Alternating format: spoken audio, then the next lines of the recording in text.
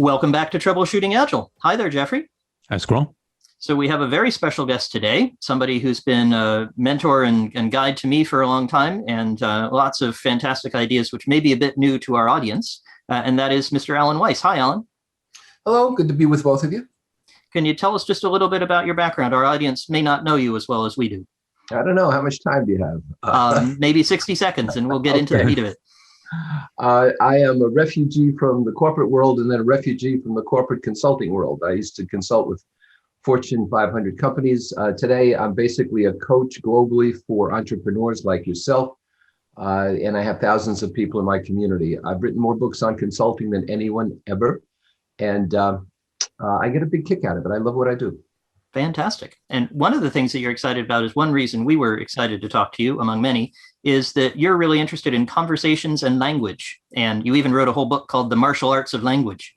And we talk a lot about how technical people can use language more effectively. I wonder what you think about the role of language for a consultant or for in the corporate world. Well, language controls discussion, and discussions control relationships, and relationships control business. So language is immutable. You have to have it. And, you know, my father-in-law used to say, my father-in-law could look under the hood of a car. And these are the cars, you know, before modern electronics. And he could fix anything under there. But he would say to me, you have to have the right tools. You can't fix anything without the right tools. And language are our tools. And you can't really be as effective as you like unless you have the right tools, the nuances and the flavorings and the connotations and the denotations and so forth. So the more tools you have, the more successful you're going to be as a consultant or anything else. Fantastic. And what can people do to improve? Well, if you want to improve your language skills, you have to improve your vocabulary. I started something long ago where if I didn't know what a word was, if I read it or heard it, I would make a note of it, or I'd rip out the page, assuming it was my book and not someone else's. And I'd look up the definition and I would try to use it immediately. In something I was writing or in my speech. I try to use it 3, 4, 5 times. And then it gets into your memory. That back then it was, a word every 2 weeks. And today it's maybe a word every 2 months. But we're looking at each other right now. And you can see behind me here, I still have the file cabinet. I don't use it I don't do it electronically. I put them on index cards. So I'm forced to write it down. I'm forced to look at it and read it. So that's number one. The second thing is you have to look at people, writers especially, who impress you and ask yourself why. What are they doing with the language that impresses you? And what you're going to find out, 10 times out of 10, is that their language is active and colorful. So they use metaphors, they use analogies, they use comparisons.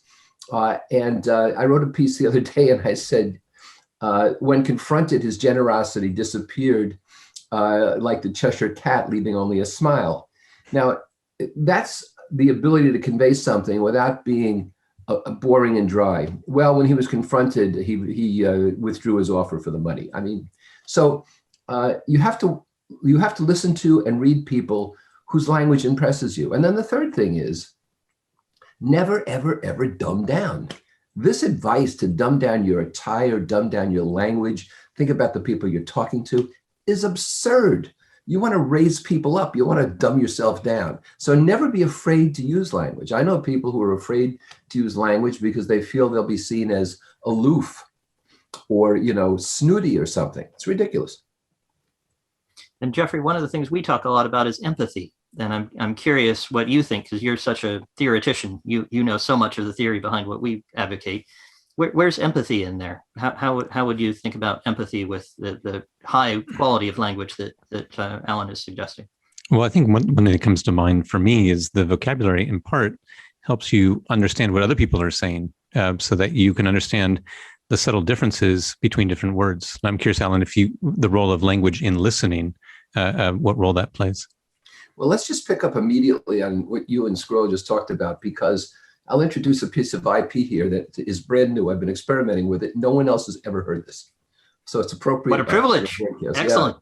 Yeah. And you just triggered it.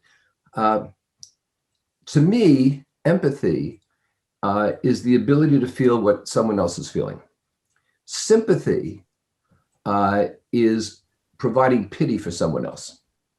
Those are two different words, and people tend to use them interchangeably.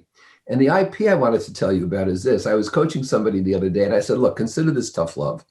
But I told them, this won't work.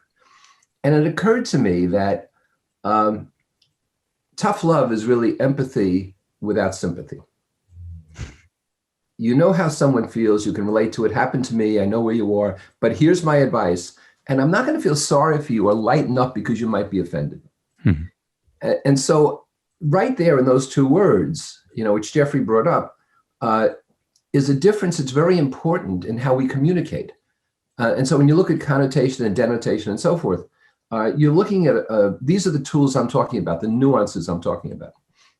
Got it. And go ahead, Jeffrey. I was saying that's a great example, because I think people might be familiar with Kim Scott and Radical Candor, and she would talk about the problem of ruinous empathy.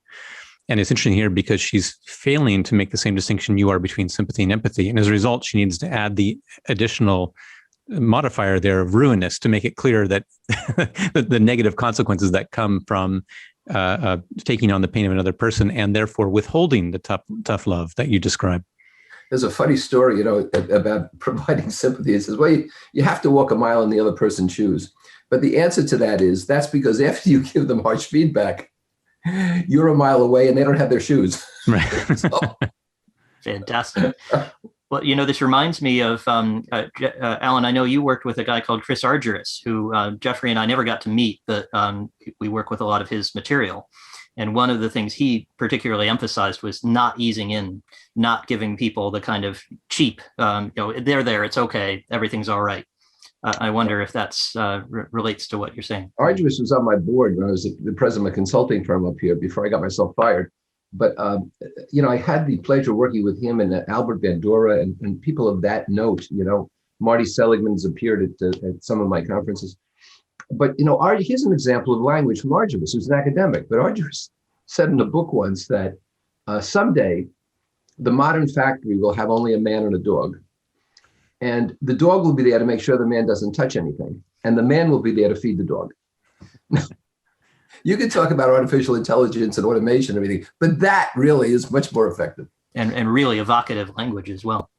I want to shift to something else because I want to make sure we get to it. You've done something really interesting. You've taken all your IP and all your years and years of knowledge and 62 books and everything else, where you've not really focused on tech people very much. You've coached a lot of tech people, including me, but you haven't really focused in that direction. You've always said, I've heard you say, finance and tech, those aren't really my things. But now you're doing a workshop for us tech folks, and you're going to be teaching us how to apply some of these great methods in the tech world. What made you decide to do that?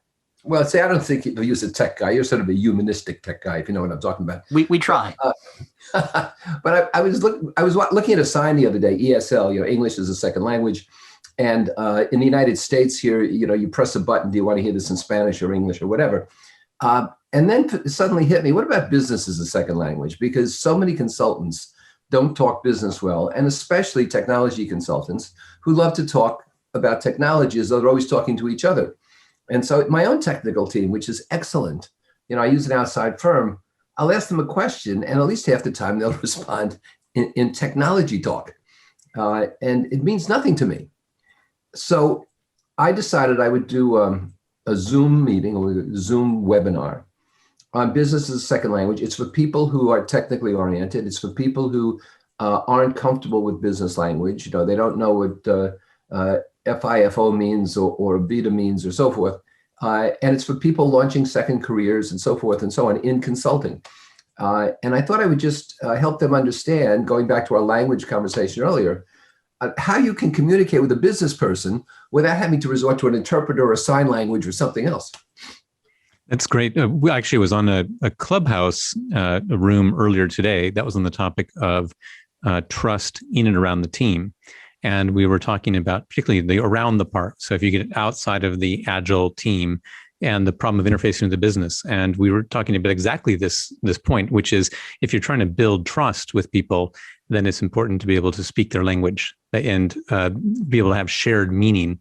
We were talking about particularly the idea of shared purpose and shared why. But that only happens if you invested the time to sort of build that shared understanding. So I can see where this BSL, business as a second language, would be very valuable, not just to consultants, but people with inside organizations where they're feeling that they are in a divide between them and the business, and that lack of trust becomes a factor. Well, and right. And the onus is also on the person who wants something.